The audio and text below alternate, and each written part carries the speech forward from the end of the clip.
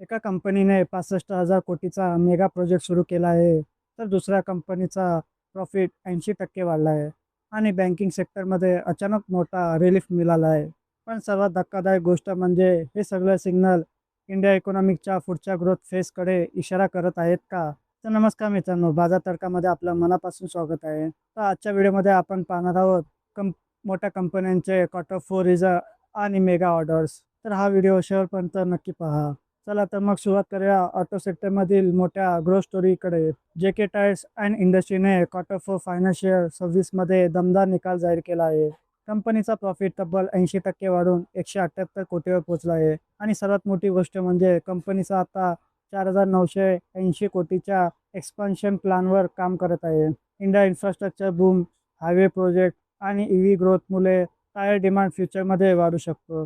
तसेच commercial vehicle, logistic आणि transport activity वाढल्यामुळे टायर्स कंपनीजला मोठा फायदा मिळत असल्याचे ॲनालिस्ट सांगत आहे. आता डिफेन्स सेक्टरमधील मोठी एक्सप्लोजिव्ह स्टोरीकडे बोलूया. म्हणजे अस्ट्रा मायक्रोवेव्ह प्रोडक्टने क्वार्टर फोर फायनान्शियल सर्व्हिसमध्ये 44%चा प्रॉफिट ग्रोथ जाहीर केला आहे. कंपनीचा पॅट 106 कोटीवर पोहोचला आहे आणि कंपनीने ₹2.40 प्रति शेअर डिव्हिडंड देखील जाहीर केला आहे.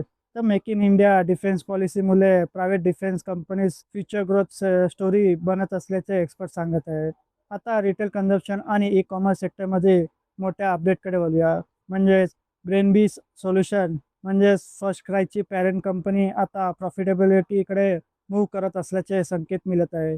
कंपनीचा लॉस कमी होऊन 30 कोटीवर आला आहे, तर रेव्हेन्यूमध्ये 12%ची ग्रोथ दिसली आहे. इंडिया बेबी केअर मार्केट आणि ऑर्गनाइज रिटेल सेगमेंट वेगाने एक्सपांड होत आहे. ऑनलाईन सेल्स सोबत ऑफलाईन स्टोअर एक्सपान्शनमुळे कंपनीला सपोर्ट मिळत आहे.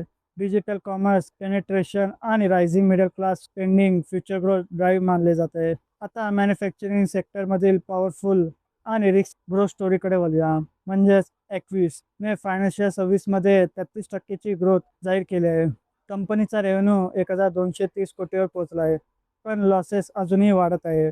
कंपनी एरोस्पेस, मॅन्युफॅक्चरिंग आणि कन्झ्युमर इलेक्ट्रॉनिक बिझनेसमध्ये ॲग्रेसिव्हली एक्सपान्शन करत आहे. एअरबस, बोईंग आणि ग्लोबल एरोस्पेस कंपनीसोबत ॲक्विस काम करत असल्याचे रिपोर्टमध्ये सांगितले जात आहे. आता पुढे इंडस्ट्रियल सेक्टरमधील मोठ्या मेगा प्रोजेक्टकडे वळूया.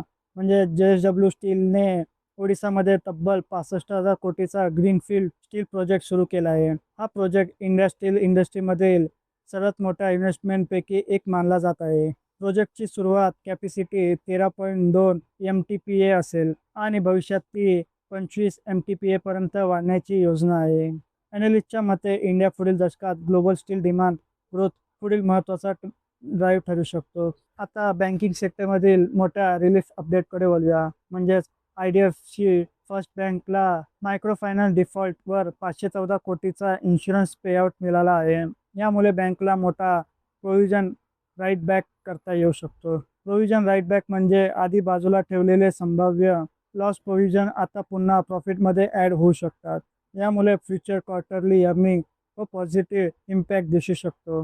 रिटेल बँकिंग, डिजिटल बँकिंग आणि मायक्रो फायनान्स एक्सपान्शनमुळे IDFC first bank future growth story बनू शकतो, असे अनालिस्ट सांगत आहे. तर मित्रांनो, तुमच्या मते तुमचा फेवरेट स्टॉक कोणता आहे हे कमेंट करून नक्की सांगा. आणि अशा पॉवरफुल स्टॉक मार्केट अपडेटसाठी चॅनलला लाईक करा आणि सबस्क्राईब करायला विसरू नका. धन्यवाद.